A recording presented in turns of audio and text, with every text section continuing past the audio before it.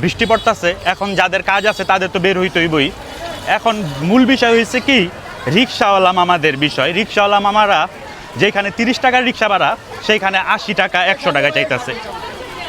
অদ্ভুত লাগতেছে বিষয়টা, খুবই খুবই অদ্ভুত লাগতেছে। এটা কোন ধরনের জুলুম? আর এই যে কিছুদিন আগে ওই যে ব্যাটারি রিক্সাগুলা ভেঙে দিতেছিল, আমরা কিন্তু খুবই দুঃখ প্রকাশ করছিলাম যে গরিব মানুষ এদের রিক্সাগুলা ভেঙে দিতেছে।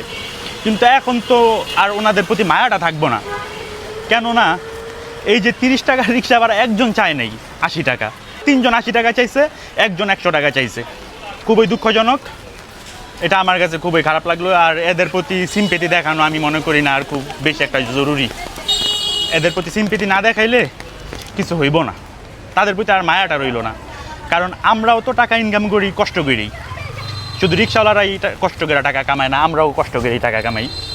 তো 30 টাকারটা বৃষ্টি পড়তেছে 40 টাকা নেই, তো 100 টাকা কীভাবে চাইতে পারি? এটা কোন ধরনের জুলুম?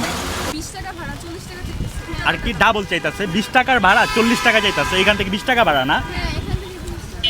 খুবই দুঃখজনক। আর এরা কিন্তু স্কুলের স্টুডেন্ট, এই যে স্কুলের স্টুডেন্ট কাউরে ছাড়তেছে না রিক্সাওয়ালা মামারা।